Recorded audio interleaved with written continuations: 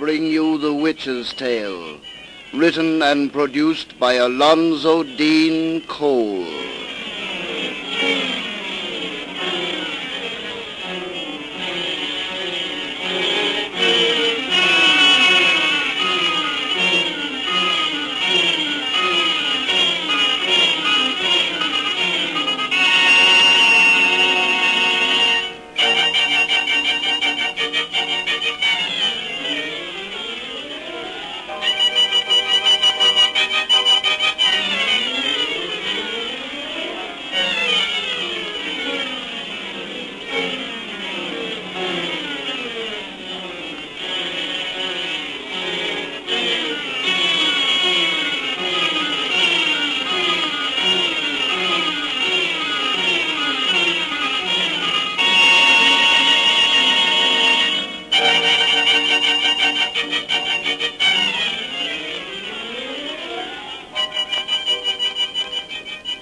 And now, let us join old Nancy, witch of Salem, and Satan, her wise black cat.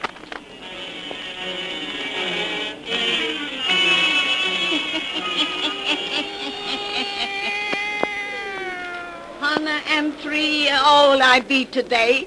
Yes, sir, 103-year-old. Satan. If these folks want to hear another of our pretty little bedtime stories, you just tell them to douse out them lights so's we'll have it nice and dark. Now draw up to the fire and gaze into the embers. Gaze into 'em deep, and soon you'll be down south with us in old Louisiana. It's strange country down there, ghost country. And outside a little railway depot there begins our yarn about Graveyard Mansion. Graveyard Mansion.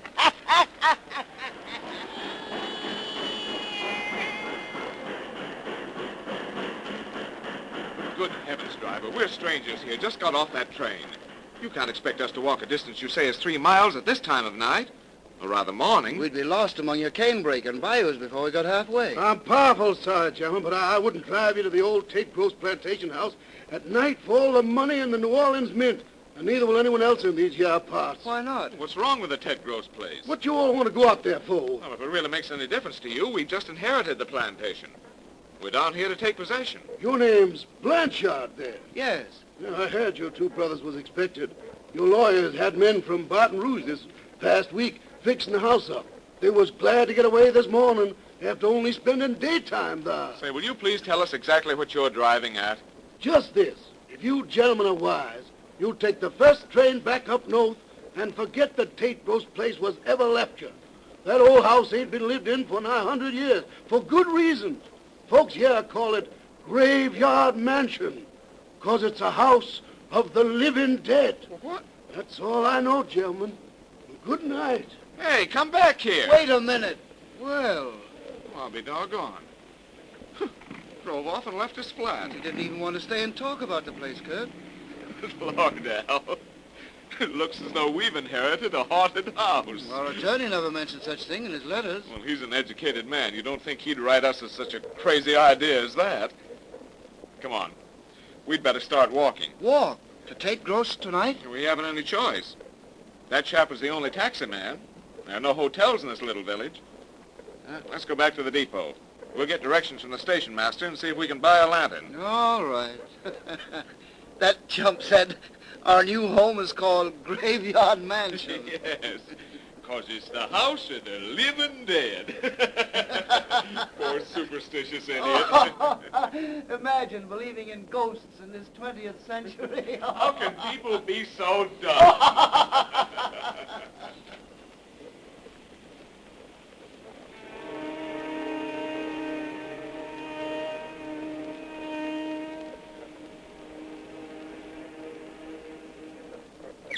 There's the marker they told us to look for, Kurt. The house must be just beyond those trees. I hope it is. Phew. I'm tired. Yeah, so am I. This hike has taken longer than we expected. Must be nearly dawn. Yes. Louisiana is eerie country at night. Ghastly Spanish moss hanging from the trees seems to writhe like something living. And those clouds of mist that rise from the bayous take strange shapes, half-human shapes. Sort of puts one in the mood to almost believe in ghosts. What if we didn't have good sense? Wonder what it is these people fear about our new property. That old Creole who sold us the lantern was more insistent than the cab driver that we make no attempt to live in the place, without being any more explicit as to reasons. Yeah, he seemed either afraid or ashamed to make any real explanation. But like the other chap, he said it was a house of the living dead. Well, that doesn't make sense even for a ghost story. Oh, it's just a lot of bunk. Well, if the tales aren't bunk, we'll soon find out. Look, We've arrived. kind of a spooky-looking old place at that. It's different than I pictured it. Sort of like a French chateau.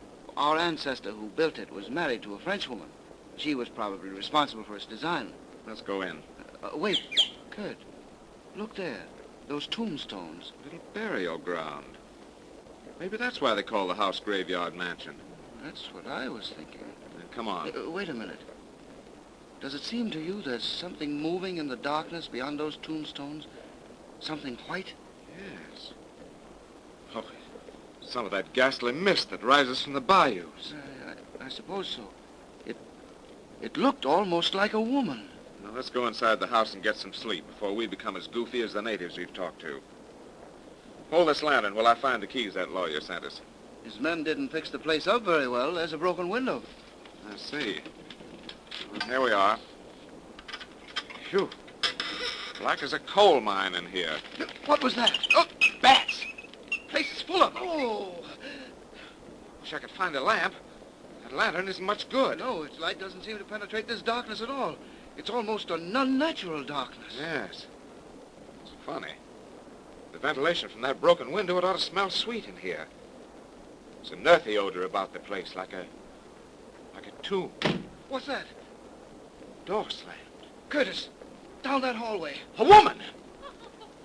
That laugh! Well, she's no figure of the mist. I'll soon find out who that is. Come on. She's disappeared around the corner. She went through that little door. Help me. Yes? Here it is. It's stuck. Right. I've got it. It leads to the cellar. There she goes, down those stairs. Hey, stop you. Who are you? She doesn't even look around. After her. Hold up that lantern, Alan. Oh, the bats knocked it from my hand. We're in the dark. With her. That laugh again. Hold on to your nerve. I've got matches. Well, give me a light, for God's sake, light. Here. Oh, thank God. The lantern isn't broken. Well, light it, quick.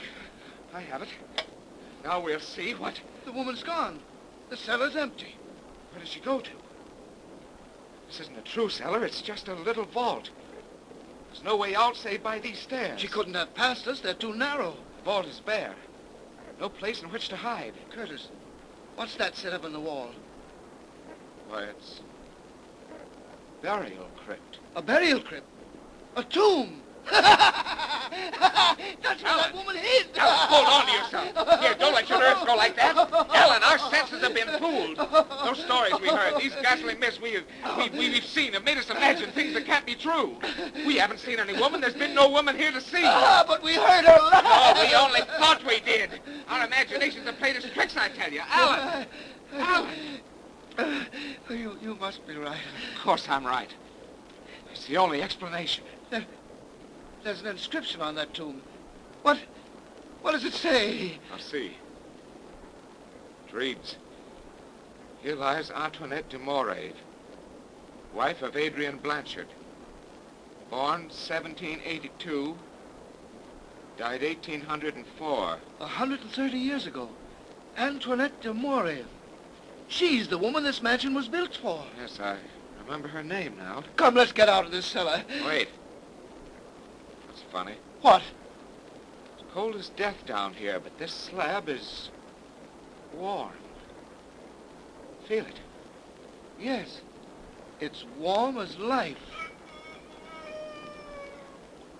The rooster crowed. That means it's dawn. Let's get out of this cellar where I can see the light of day. Go ahead, I'll follow. Peculiar. Now this slab is growing cold.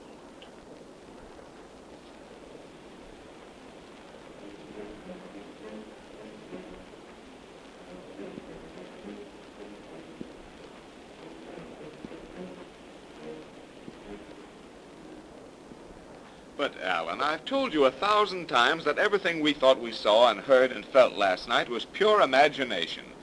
Well, that's simple common sense. I know it is. And I've honestly agreed with you all day. But ever since the sun went down, I realize I'm acting like a baby, Kurt, but this place has got my goat. You'll soon get over that. Cold shivers ran up and down my spine for hours after we came out of that infernal burial vault this morning. But now that I've had a little sleep, I feel honestly cheerful about our inheritance. Why do you suppose that single tomb is in the cellar when there's a graveyard just outside? Oh, I don't know. Oh, Lord, I forgot to show you. Alan, look what I found in the attic. A miniature portrait. What a beautiful woman. Here, look at the back. It's engraved. To Adrian from Antoinette. Uh-huh. It's Our Lady of the Tomb. Wasn't she a knockout? She must have been lovely. Our great-great-uncle must have been mad about her. That's probably why she's buried away from the common herd. Poor thing. She was only 22 years old when she died. A branch of the family still lives down here. Wonder if we have any female cousins who've inherited her good looks. If we can find one, I'll bet you'll have no more objections to living in this house. Oh, you and I are going to be crazy about this place. Look out this window at that neglected land we're going to put in shape. Look at those great trees and that bayou shining in the moonlight. And those old tombstones in the yard. It's nearly midnight when they say the dead return to life. And if you're going to start that again, I'm going to bed. You better turn in yourself. It is midnight. Yes, just midnight. Kurt, did you hear that door? The wind must have slammed it shut. It may be the door from that cellar. Now stop that. You're not going to pieces on me again. Kurt, look out this window. The woman whom we saw last night. Good Lord. She won't get away from me this time. Where are you going? After her. Oh, wait, don't leave me. Wait, Kurt, don't go near her. Let me go. No. Alan, She's turning back. she's coming toward us. Run. She's something awful from the grave. I won't believe that. Let me go. That laugh. Same we heard last night. Run, I tell you, run. She's something risen from the dead. Lord, help me. I believe you're right. Come on. Run. Gentlemen! Wait. She's calling to us. Yeah, there's nothing dead about that voice. Why do you gentlemen run away from me? Do you think I am a ghost, perhaps? Look at her coming there. A healthy-looking flesh and blood girl. She's laughing at us. Can you blame her? Of all the dumb, benighted saps, Yes, we are... we certainly are. Curtis, What's the matter now? look at her. She's the image of that miniature you found. Joe. A living image of a woman who's been dead 100 years. Gentlemen, if you permit, I take the liberty of introduce myself.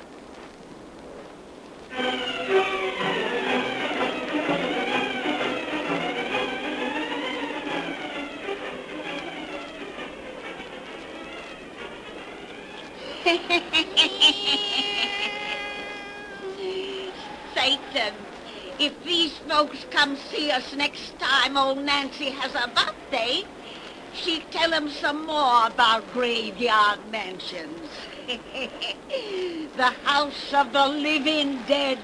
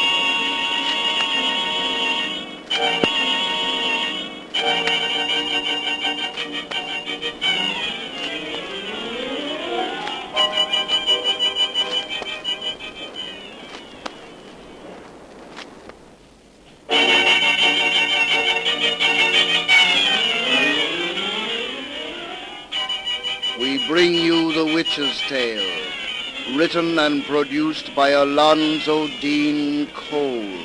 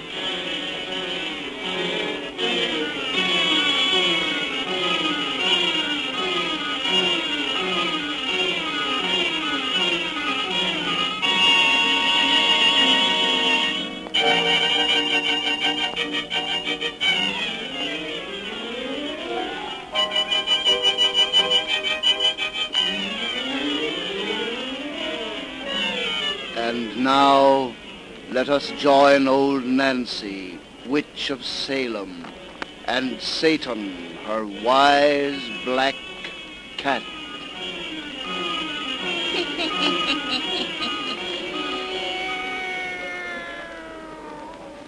Hunna and 10-year-old I be today. Yes, sir, Hunna and 10-year-old. Satan. Old Nancy feels so good this evening. She's gonna get right down to business and cheer folks up with spinning the finish of that comforting little yarn we begun last time they was here. Douse out them lights so's we'll have it dark and cozy. We told how them two young brothers from up north went down to Louisiana to claim a fine big mansion they'd inherited, which folks called the House of the Living Dead. But our brothers didn't pay no attention to that kind of talk till they got out to the place and seed a ghostly figure which seemed to disappear in a tomb down cellar, on which was the name of a French woman who'd been dead 100 years. Then, next night, they saw what appeared to be the same ghostly figure out on the grounds, and they was about to run away from it when they seed it was really a living, breathing girl. A living girl who was the image of the woman who was buried in that tomb. That's why we left off.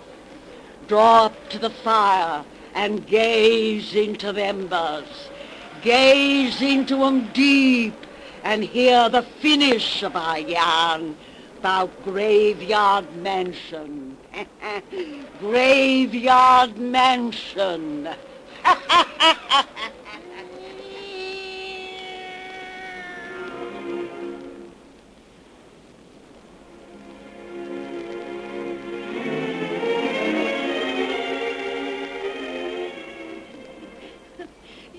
Gentlemen acted so afraid. When you saw me coming toward you, you must have think I am a ghost. No words can express my humiliation for the childish way we acted. We're terribly ashamed. But we'd heard so many weird tales about our new estate, and, well, we didn't think any living person would venture on these grounds at night. I come often when the moon is full like this and wander here while others sleep. This place have been so long deserted. I have come to look upon it as my own. Oh, but now that you are here, I must not trespass any more. Please don't feel that way about Oh, I it. should say not. Look upon this place as still your own. Thank you. Perhaps I shall. And now I must say au revoir. May we see you home? Oh, thank you very much, but I must go alone. Before you go, may we know your name? Oh, I had forgot. I am Miss Nettie Blanchard. Blanchard? Well, that's our name, too. Oh, so, we are distant relatives, maybe. Good night. We shall see you again? You will see me again. Good night. Good night. Good night. Isn't she a beauty? Absolute knockout. Kurt, let me see that miniature again of the Lady of the Tomb. Here. The resemblance is startling, isn't it? The girl who just left here might have sat for this portrait. Alan. She said her name was Nettie. That's a contraction of Antoinette. Antoinette was the name of The woman of this portrait. coincidence, isn't it? Yes. Coincidence. Oh, come on. Let's go to bed.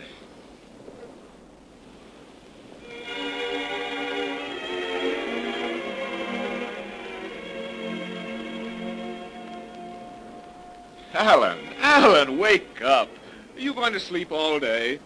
Huh? Well, it's morning. Time to rise and shine. Oh, I was dreaming. It must have been a pleasant dream. You certainly didn't want to snap out of it. I dreamed that girl, the one we met last night, came into this room and kissed me. Oh, that sounds nice. Get up. We have a lot of work to do. Right away.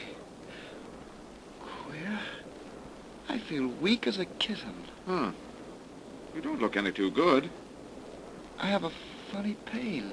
Where? Here, on my throat. There's a little mark there. As though you'd been bitten. Funny. That's where I dreamed she kissed me.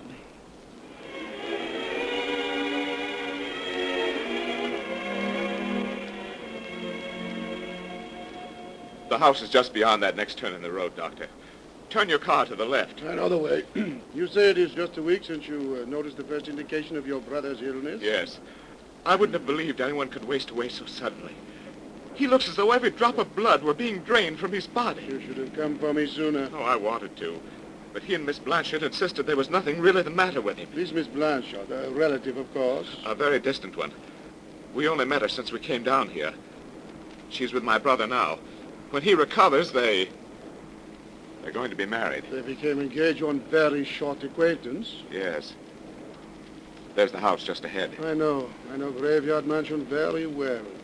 This strange mark you mentioned on your brother's throat, you say it have become more inflamed each day? Yes. It's as though the fangs of some beast had entered there. The house was full of bats when we arrived, Doctor. I've heard of vampire bats. Do you suppose... No, I do not believe your brother is the victim of a vampire bat. Here we are. Oh, there's Miss Blanchard at the door. Nettie, is Alan all right? I brought the doctor. The doctor come too late. What do you mean? Not that Alan... Your brother is dead. No.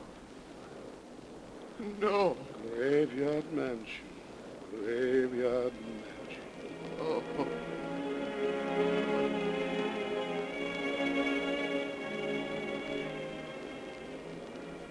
Come away from that window, son.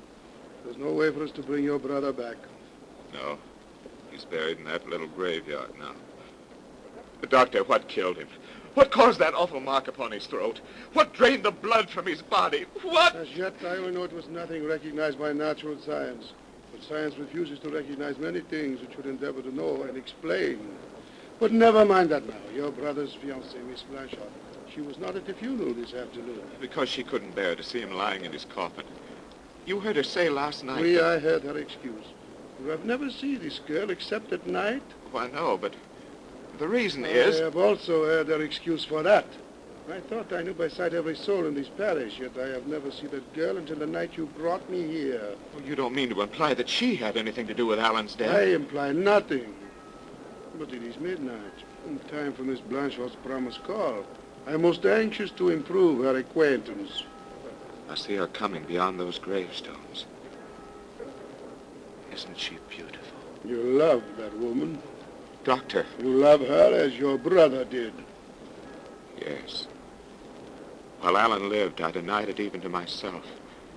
But now Doctor, it's as though she's cast a spell upon me. She's so beautiful. So like the miniature you showed me of a woman dead 100 years. Why do you torture me with these awful questions? These frightful doubts? Why is she so like a woman dead 100 years? Why does she only appear at midnight? Why don't she tell me where she lives? Why? Oh, Anita, she's almost at the door. We may find an answer to our questions. At the dawn!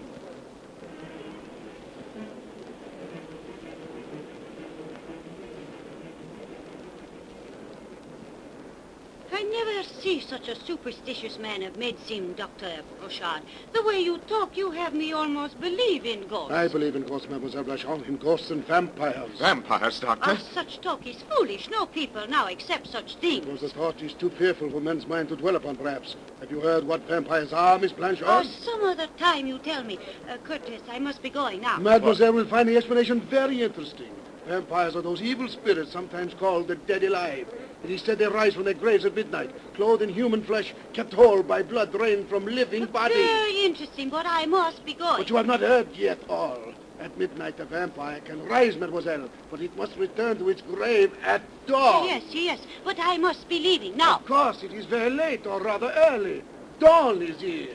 Doctor, what are you I driving at? believe in vampires, my boy, and dangers of the darkness. Since Miss Blanchard will not permit you or me to see her home, I suggest you wait with us till daylight come for her protection. You keep me here with talk. I must be home. But a few minutes can make very little difference, and dawn is nearly here. Move from that door and let me pass. You are as anxious to reach your home as the vampire is to reach his tomb. Doctor. You are insulting. No, I am accusing. Dr. Broussard! Accusing the fiend to kill your brother, accusing the evil soul of Graveyard Mansion. Stand from that door and let me pass. No! Let me pass, I do not say. hear you.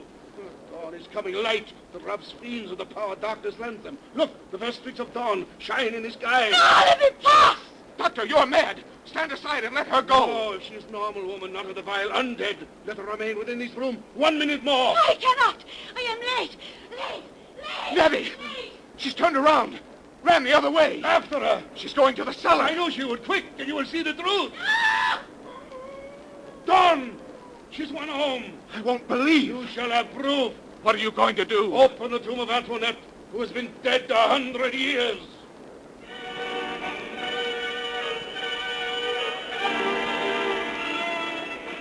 This is sacrilege. We have no right to violate a tomb. The dead. Deserve no mercy from either God or man. Such things as vampires can't exist. Well, I finished my labor. Help me lift this coffin lid, as you shall see. Oh, I must have proof. Antoinette Blanchard has been dead 100 years. We shall find nothing but dust. Help me lift the lid. The girl I love can't be in that coffin. Help me lift the lid. I will. Regard. There is your proof.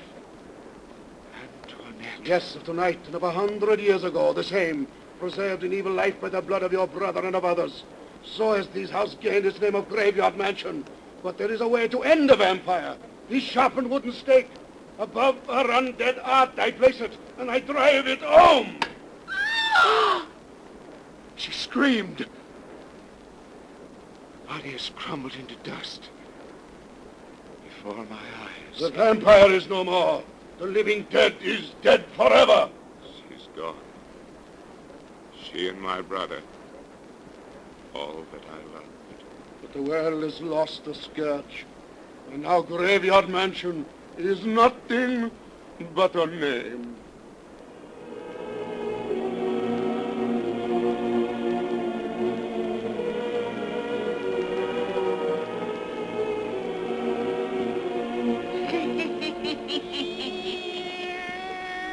Well, that's the end of that one, Satan. You folks come see old Nancy next time she has a birthday.